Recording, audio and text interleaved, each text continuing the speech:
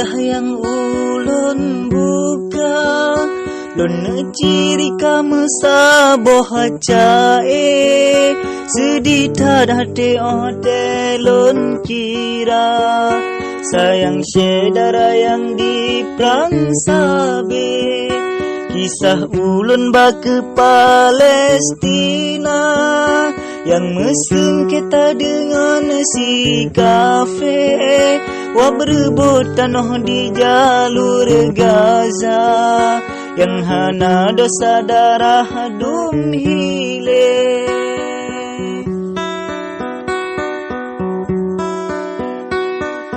Allahu Allah Tuhan yang esa kamu berdoa negeri bersampai nangro yang ubud hana sobela sebab dalam dunia dan hukum adil. Sayang lun tada ke Palestina yang diilanya di Puro Sabena yang ditimba ngana berdeaka ana disiksa ulah si kafe.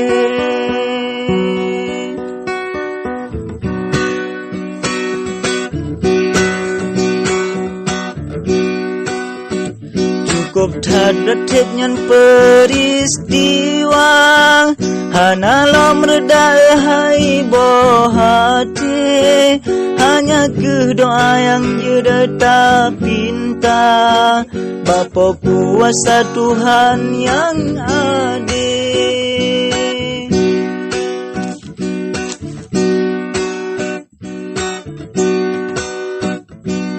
Beji oh bala negeri perang reda ke Palestina mebekarule mungkin katretat gero imata rakyat di Gaza derita sabe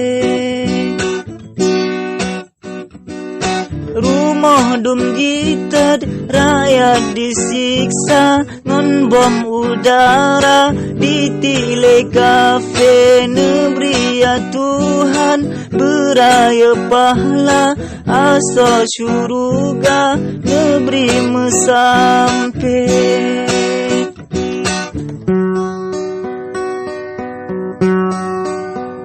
Menyan ke tenda wahai pemirsa dotat kadonyangan uro ake ulun boh contohnya Palestina tanda kemula perang donya kele kasih ke dilerin te ulun ba maah beraya wahai fencae bakali lain mungkin lon gisa singa ngalusahana metente singa ngalusahana metente.